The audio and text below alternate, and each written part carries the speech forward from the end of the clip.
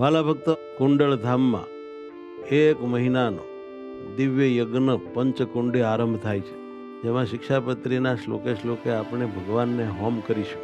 બધા જ ભક્તો આવશે, યજ્ઞ નારાયણના દર્શન કરશે, યજ્ઞ નારાયણમાં બેસશે, પૂજન કરશે અને ધન્ય થશે. સમજાણું? આ યજ્ઞમાં જો 1 મહિના સુધીમાં હજારો કુટુંબો આવશે. જો ગઈ સાલ તમે યજ્ઞમાં બેઠા, એમાં આખી સાલ આપણે મોટા વિઘ્નોથી કે દુઃખોથી ભગવાને બચાવી લીધા, બરોબર છે.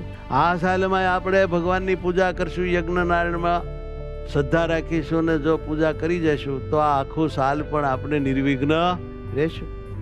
એટેક નહીં આવે, એક્સિડન્ટ નહીં થાય, બૈરું ભાગી નહીં જાય, કેટલાય બધા ફાયદા યજ્ઞ નારાયણની ખાલી અડધો 2 કલાક પૂજા કરવા થાય. માટે દરેક વાલા ભક્તો, ભાઈઓ બધા આવીને કુંડળધામમાં યજ્ઞ નારાયણની પૂજા કરી જાજો.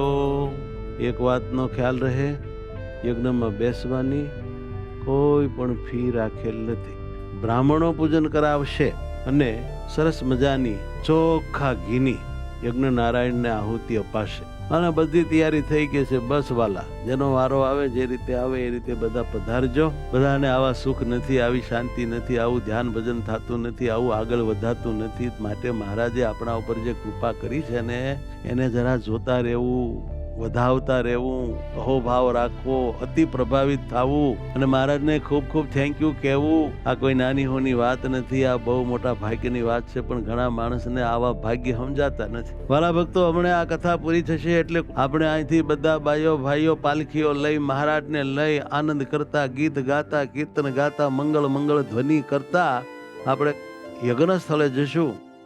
ત્યાં રાજાધિરાજને પધરાવશું. પવિત્ર ભૂદેવના મંત્રોચ્ચાર સાથે પૂજન થશે, યજ્ઞ આરંભ થશે. સુખનો કોઈ પાર નહીં રહે. અને એ સુંદર મજાનો અગ્નિ ધૂમ બધી દિશાઓમાં વ્યાપશે. એનો બહુ મોટો આ જગત આખાને ફાયદો થશે.